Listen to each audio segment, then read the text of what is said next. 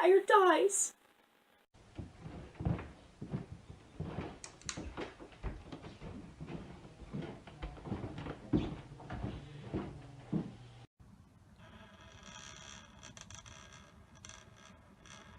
Don't you dare touch me! Stand back! No! No!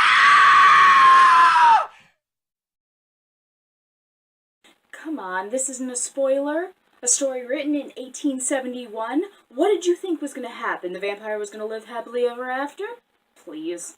Personally, I say it's prejudice. You seduce and kill a few innocents and suddenly you're the bad guy and everyone wants to cut off your head. I'm Babette, by the way, the vampire Babette. Not nearly as well known as, well, not known at all, as the vampire Lestat or Dracula, but I do alright. Decided to get myself a hobby, and these little internet videos seemed like a good idea at the time, so from now on I'll be hosting Terry's Miscellaneous Days of Halloween. You're welcome. Carmilla, inspired by the unfinished poem Christabel, is about a young, pure Christian woman helping out another woman who's in a difficult situation, who may or may not be a supernatural being planning to kill her later. That's pretty much Carmilla, but with lesbians and less rhyming. If you're reading the story for the lesbian angle, as the story is credited as the first lesbian vampire story, be warned, the lesbian is evil, that's for one, and is killed in the end, that's for two. The author shapes her as manipulative and plotting, as powerful and terrifying. My kind of girl. But not necessarily revered by mortals. The story focuses on Laura, a pure, young, innocent Christian woman that is lonely. She lives in a remote castle estate with her father and two older female servants. Not much to do and no one her own age to talk to.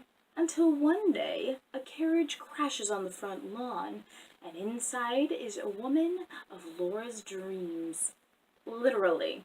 When Laura was a child, she dreamt of a beautiful woman climbing into her bed, holding her close, and biting her in the chest just above her heart. To quote Morticia Adams, "Too young." When Laura screams, the woman slips over the side of the bed and disappears, and is not there when the father and the two servants show up to investigate. I wish I could do that. Typically, with my victims, I have to knock them out or mesmerize them, but I can't just disappear. Carmilla is beautiful, mysterious, and is staying at the estate because her mother, who happened to be in the carriage too, practically begged Laura's unnamed father, because he's never named in the entire story, I have no idea what his name is, to please let her daughter stay with them as she is so very frail and the business of the mother is so very urgent that it cannot be delayed. Now, in light of this woman's plight and his daughter's enthusiasm, of course the stranger can stay. Yeah, I was not a vampire back in, like, the 1800s. Kinda wish I was, because it seems like it was very easy to get victims. Just cry and beg. They let you in. A note about the mother is that it isn't Carmilla's mother. Couldn't possibly be, because we find out later that Carmilla is actually a few hundred years old.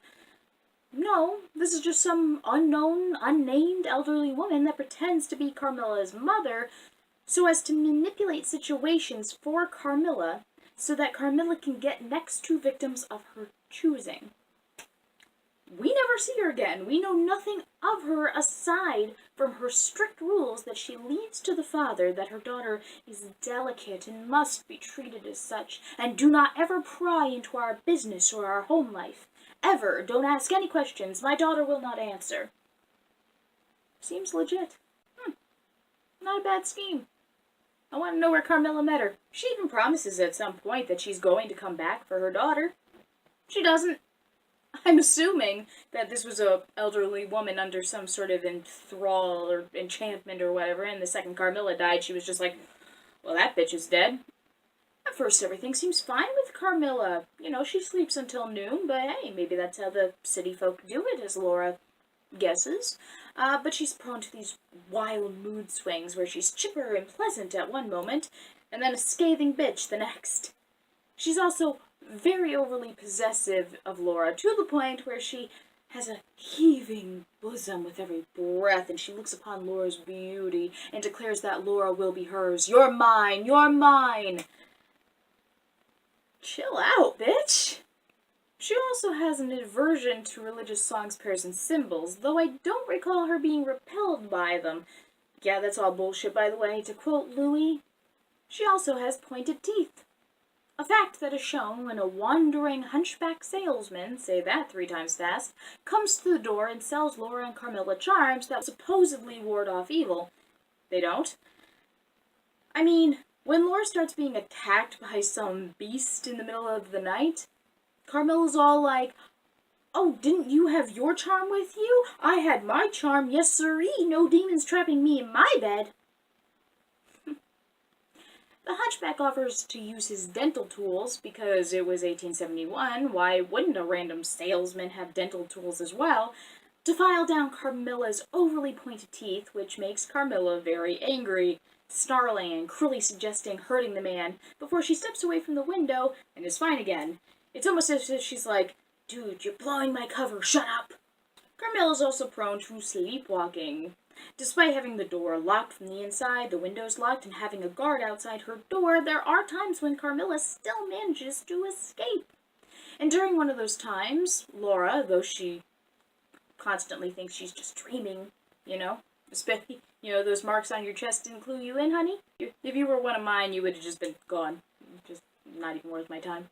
She saw Carmilla at the end of her bed, drenched in blood, turn into a mist and disappear through the door, the locked door. Again, I want that power. Why don't I have that power? I'm solid. I can't turn into mist. It's bullshit. Now Laura keeps getting weaker, and she keeps having these horrible nightmares, and despite all of the signs that Carmilla is not human, she doesn't want to jump to any conclusions. She might lose a friend. I will say that it's an advantage. People don't fight you when they think you're not real. It turns out that Carmilla, however, is Countess Mircalla Karnstein, who was killed by a vampire a few hundred years ago, whose original town that she lived in is now a short carriage ride down the road from where Laura lives, and is completely in ruins. With the help of some random guy who happens to know where Mircalla's crypt is because his ancestor was her lover and killed the original vampire, he just shows up and gives this information. It literally just shows up and just gives this information. And a friend of Laura's father, who had been tracking Carmilla, who, under a different name, killed his niece. The men find Carmilla in her crypt, laying in a stone coffin, in a pool of blood, eyes open, but unseeing, unmoving. And they stake her through the heart and cut off her head, burn her body, and throw the ashes into the river. As far as vampire fiction goes, this is an older story. It, to a modern audience, is fairly obvious. It is, for the most part, well written in that it tries to build up intrigue and sympathy for the victims as we, the readers, know what's going on, but they don't. It has a macabre, unnerving atmosphere, and some really nice imagery when Carmilla is a beast pacing at the end of Laura's bed with glowing eyes.